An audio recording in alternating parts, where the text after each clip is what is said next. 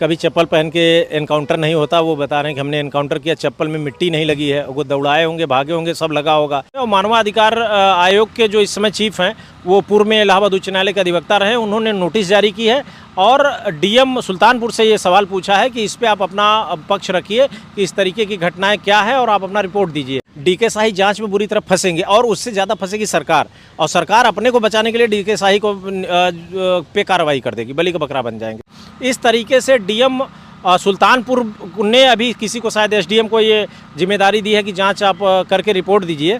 तो एक तरीके से ये सरकार फंसती नज़र आ रही है और खासकर पुलिस फंसती नज़र आ रही है। एसटीएफ प्रमुख जो है वो भी योगी जी के बिरादरी के हैं, एसपी या एसएसपी सुल्तानपुर योगी जी की बिरादरी के हैं, और जिन्होंने एनकाउंटर किया है वो योगी जी के बिरादरी के हैं, थाना भी योगी जी की बिरादरी। नमस्कार दोस्तों, मैं हूं आर के निशा, स्वागत करता हूं आप सबका दर्शक न्यूज़ 24 में। दोस्तों बता दें कि सुल्तानपुर लूटकांड के आरोपी मंगेश यादव के एनकाउंटर के बाद यूपी की राजनीति में काफ़ी ज़्यादा उबाल देखा जा रहा है।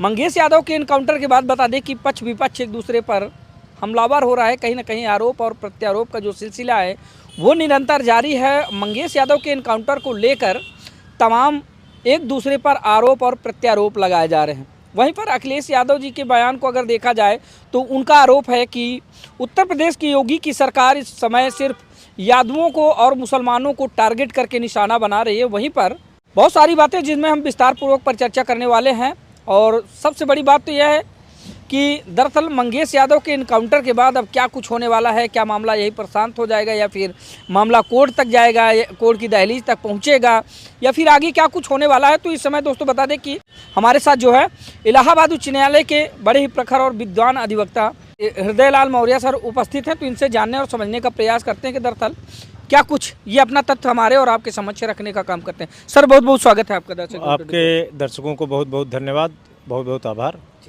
सर इस समय एक मामला है, जैसा कि अब तो छुपा हुआ नहीं है, काफ़ी चर्चित मामला है मंगेश यादव एनकाउंटर। सुल्तानपुर लूटकांड का आरोपी था मंगेश, जिसका एनकाउंटर होता है, और एनकाउंटर के बाद पूरे उत्तर प्रदेश में राजनीति गर्म आ गई है।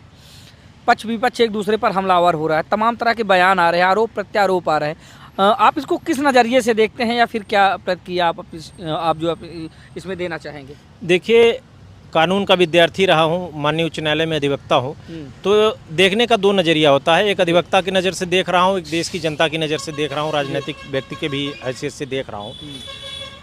ये जो हत्या हुई है इसको मैं एनकाउंटर नहीं कहूँगा। दुनिया को पता है कि क्या हुआ, उस प्रकरण की मुझे भी जानकारी, पूरी गंभीरता से जानकारी। जो वीडियो अभी डीजीपी उत्तर प्रदेश ने जारी किया है, वो जो गिरफ्तार किए, जो लड़के को पकड़े थे, उसी समय का वीडियो उसकी माँ और बहन का है, और उस वीडियो में जो वो उसके खिलाफ दिलवा रहे हैं, ये तो साबित हुआ कि घर से लाए थे, घर से लाए थे। इसके बाद उन्होंने एनकाउंटर किया, ये पूरा देश जानता। और जब आपने गिरफ्तार किया तो कहाँ से उसके पास असलहा आ गया? कुल मिलाकर के फेक एनकाउंटर है, जिसको हम लोग हत्या कहेंगे। और अगर जुडिशरी इन्वॉल्व हुई, अगर मामला न्यायपालिका तक गया तो जांच होगी, तो डीके शाही को हो सकता है, जैसे अभी यहाँ कौशाम्बी वाले में सिद्धार्थ सिंह को के खिलाफ एफआईआर दर्ज करने का आदेश हुआ है, हत्या और अपहरण का, ऐसे डीके शाही के खिलाफ कोर्ट करेगी, हमें पूरा विश्वास है। और सरकार अपने को बचाने के लिए हो सकता है डीके शाही पे अभी भी कार्रवाई कर दे। अभी इलाहाबाद उच्च न्यायालय के एक साथी अधिवक्ता ने शिकायत की थी मानवाधिकार आयोग में, और मानवाधिकार आयोग के जो इस समय चीफ हैं वो पूर्व में इलाहाबाद उच्च न्यायालय के अधिवक्ता रहे। उन्होंने नोटिस जारी की है और डीएम सुल्तानपुर से ये सवाल पूछा है कि इस पर आप अपना पक्ष रखिए कि इस तरीके की घटनाएं क्या है और आप अपना रिपोर्ट दीजिए। इस तरीके से डीएम सुल्तानपुर ने अभी किसी को, शायद एसडीएम को ये जिम्मेदारी दी है कि जांच आप करके रिपोर्ट दीजिए। तो एक तरीके से ये सरकार फंसती नज़र आ रही है और खासकर पुलिस फंसती नज़र आ रही है, क्योंकि मानवाधिकार आयोग रिकमेंडेशन कर सकता है कि इस पे इस तरीके की सज़ा अगर उनको लगा तो फिर एक रिकमेंडेशन हो जाएगा, ये सरकार के लिए किरकिरी का विषय हो जाएगा। और मेरा मानना है कि इस पर दबाव आएगा, बेहतर दबाव आएगा सरकार के ऊपर, और सरकार को फिर कार्रवाई करनी पड़ेगी। कारण इसका है कि अंदाज़ा नहीं था सरकार को कि इस तरीके से मामला बढ़ेगा। मैं आपको बताऊं, मैं हमेशा ये मानता हूं कि कोई सरकार अपराध नहीं करवाती है, चाहे समाजवादी पार्टी की सरकार रहे, चाहे बसपा की रहे, चाहे सपा की रहे, चाहे कांग्रेस की रहे। असल में उनसे जुड़े लोगों को ये लगता है कि सरकार हमारी है, हमारा कुछ नहीं होगा, तब वो जो है दबंगई अपराध या जो भी कृत्य करते हैं वो करते हैं। आप भाजपा के तमाम नेताओं का आप देखिए कि इस तरीके का कृत्य आ रहा है, और इस समय जो भी अपराध हो रहे हैं, मैं ये नहीं कह रहा हूँ कि एक जात विशेष के लोग सब अपराधी हैं, लेकिन आपको बताऊं, चलिए इस केस में जो भी था, मुख्य आरोपित किस बिरादरी का है आपको पता है, उसका एनकाउंटर नहीं हुआ, सवाल तो बनेगा। अभी ललितपुर में इंदल पटेल के ऊपर पेट्रोल डाल करके जिंदा जला दिया गया।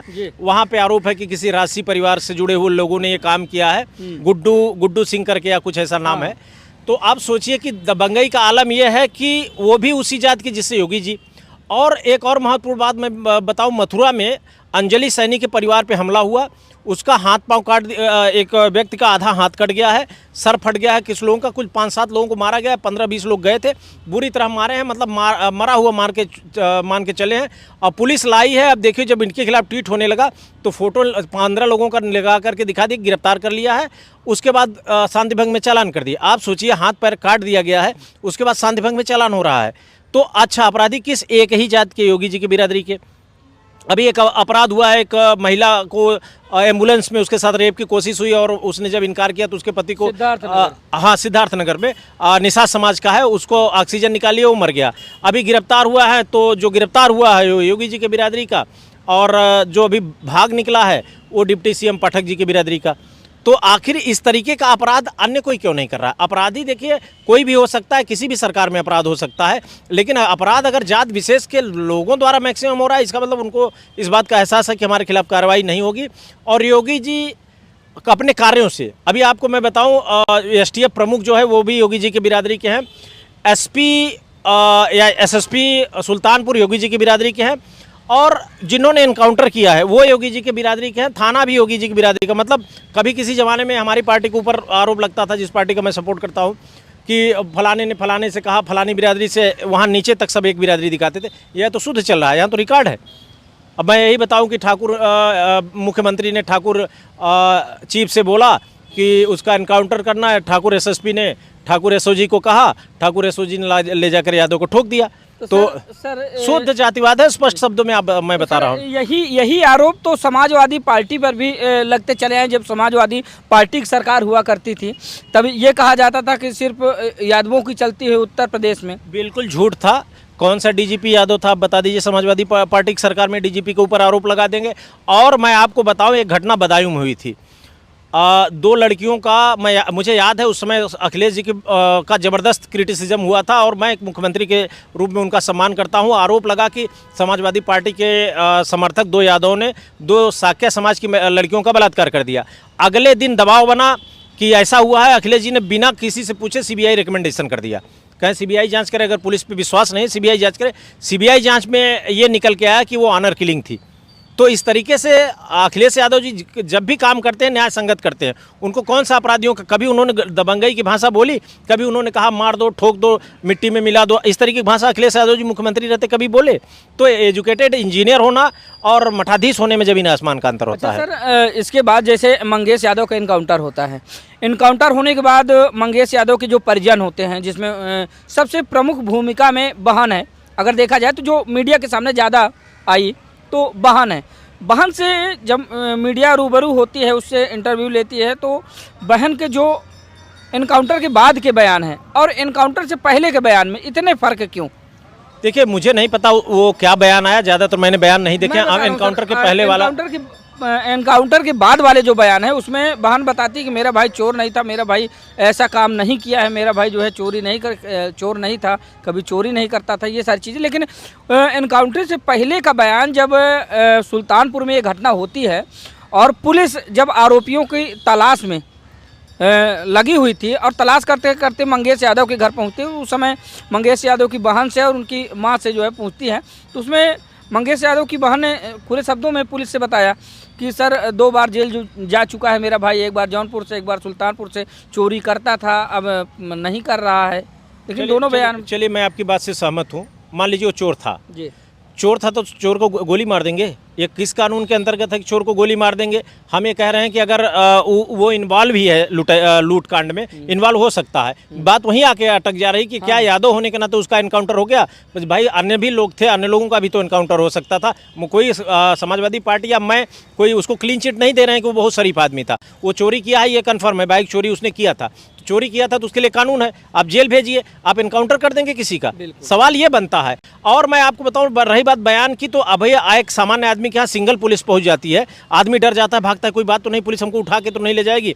जो जानकार लोग हैं, जागरूक, उनके साथ पुलिस मिसबिहेव नहीं करती है। लेकिन गरीब आदमी, आपने देखा झुग्गी झोपड़ी वाला आदमी है, उसको लगा पुलिस आगे, वो डर गए होंगे, वो लोग झूठ ही बोल दिए होंगे, तो अब उसको पकड़ करके इशू बना देना कि उनका ये बयान था, ये बयान था। अभी बताइए, पुलिस 100 झूठ बोल रही है, जनता एक झूठ बोल देती, तो इशू बन गया क्या? अच्छा सर, अब जिस तरह से ये आरोप प्रत्यारोप चल रहे हैं, अब इसमें क्या कुछ होने वाला है? लोग बाग ये जानना चाहते हैं कि इधर मंगेश यादव का एनकाउंटर तो हो ही गया है, अब डीके शाही के ऊपर सबसे ज़्यादा लोग बाग जो है नज़र बनाए हुए हैं कि दरअसल उनके साथ अब क्या कुछ होने वाला है। क्या मंगेश यादव को न्याय दिलाने के लिए अगर लोग बाग कोर्ट जाएंगे, कोर्ट जाने के लिए उनके पास क्या कुछ तथ्य होंगे, क्या आधार होगा? तथ्य बहुत है।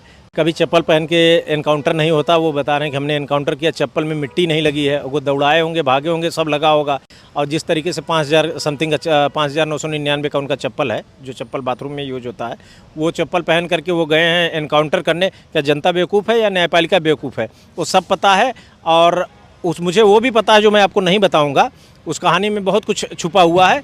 डीके शाही जांच में बुरी तरह फंसेंगे और उससे ज़्यादा फंसेगी सरकार, और सरकार अपने को बचाने के लिए डीके शाही को पे कार्रवाई कर देगी, बलि का बकरा बन जाएंगे पक्का। चाहे एसपी कार्रवाई करेगा, चाहे नहीं तो न्यायपालिका कार्रवाई करेगी।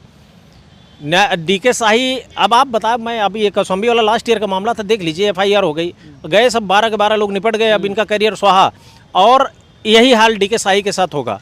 बहुत कुछ है, बहुत छुपा है, डीके शाही जानते हैं, पुलिस जानती है, विपक्ष भी जानता है, मैं भी जानता हूँ। लोग बाग अब डीके शाही को राजनीति से भी जोड़कर देख रहे हैं, भारतीय जनता पार्टी की राजनीति से भी जोड़। हाँ, हो सकता है भारतीय जनता पार्टी टिकट दे दे, क्योंकि ऐसे लोगों को टिकट देती रही है, क्योंकि उनकी पत्नी को शायद अध्यक्ष बनाया गया है। महिला आयोग का, वाह, बहुत सही। हाँ, महिला आयोग का, भाई अब एनकाउंटर किए हैं पिछड़े का, तो महिला आयोग का सदस्य बना दिया गया है।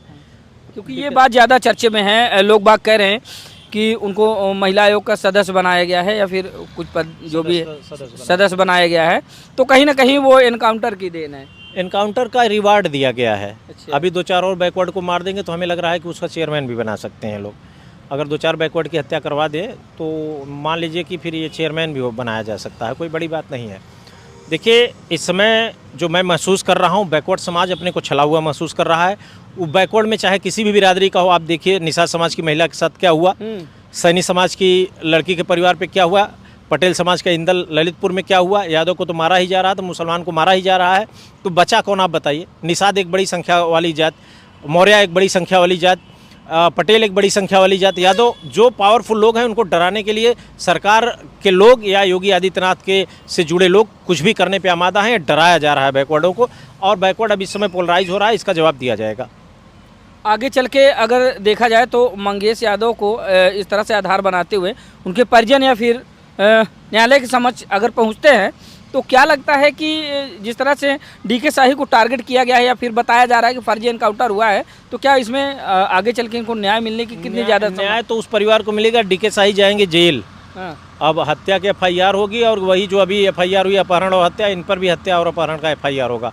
देखिए क्या है ना, पावर का एक चरित्र होता है, चाहे वो राजनीतिक पावर हो, शारीरिक पावर हो, या धन का पावर हो। पावर आने के बाद आदमी मदमस्त हो जाता है, उसको लगता है कि मैं जो हूँ मैं ही हूँ। अब जो वर्दी का पावर आ गया तो आदमी के अंदर इंसानियत चली गई।